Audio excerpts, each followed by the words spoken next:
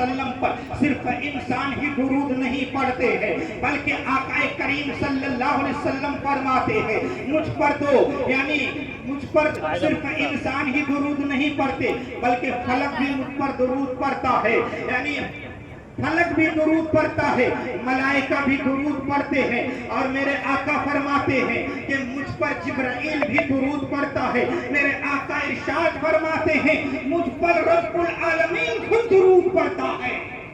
اللہ تبارک و تعالی خود اپنے محبوب پر درود پڑھتا ہے۔ ابھی جانے ملت اسلامیہ، نعرہ تکبیر، نعرہ رسالت، مفتی غلام سرور صاحب قبلہ، نعرہ تکبیر، نعرہ رسالت۔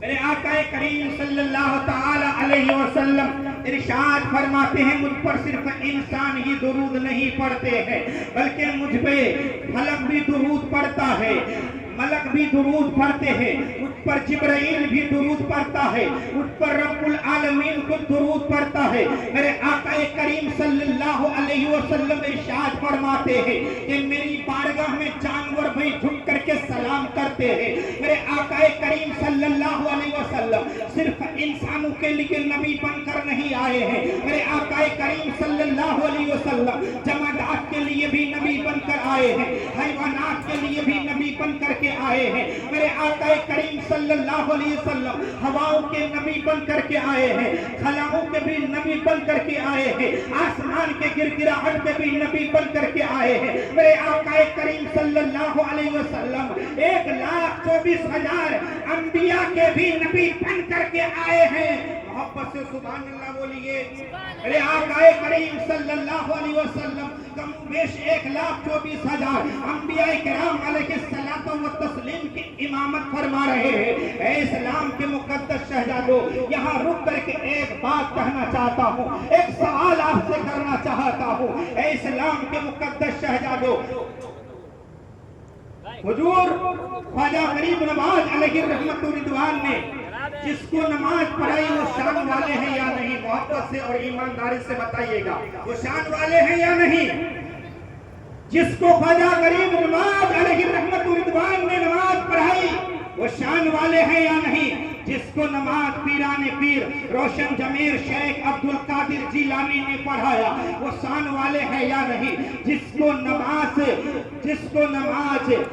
یعنی جس پیران پیر روشن ضمیر نے جس کو نماز پڑھائی وہ شان والے ہیں، اور جس کو نماز حسن مجتبی نے پڑھائی وہ کتنے شان والے ہوں گے؟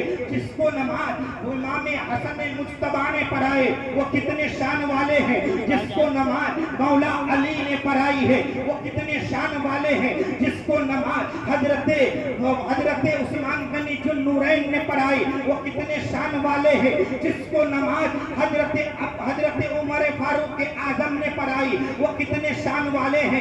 جس کو نماز حضرت ابو بکر صدیق نے پڑھائی وہ کتنے شان والے ہیں؟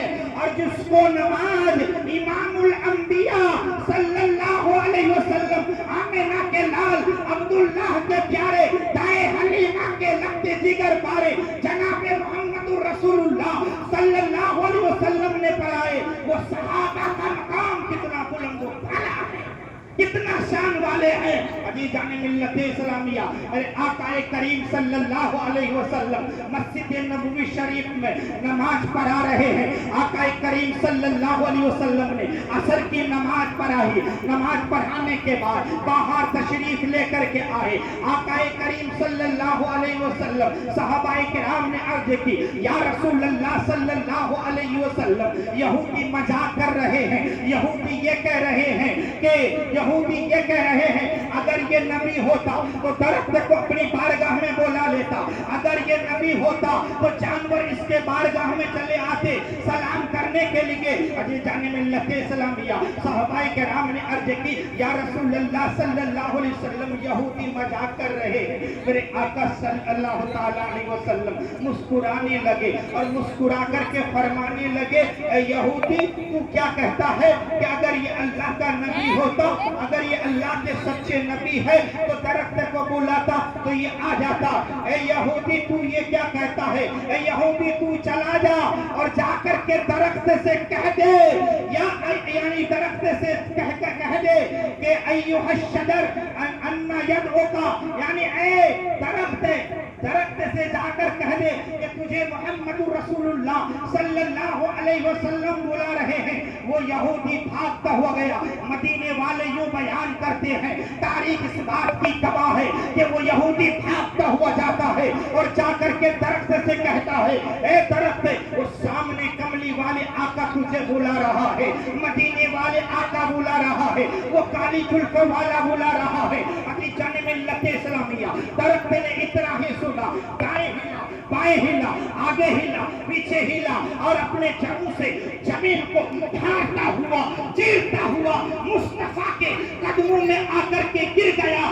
اور درخت سے میرے آقا نے فرمایا, اے درخت گواہی دے دے کہ میں کون ہوں. تو درخت کے ایک ایک پتے سے آواز آئی, اشہد ان لا الہ الا اللہ و اشہد ان محمد رسول اللہ.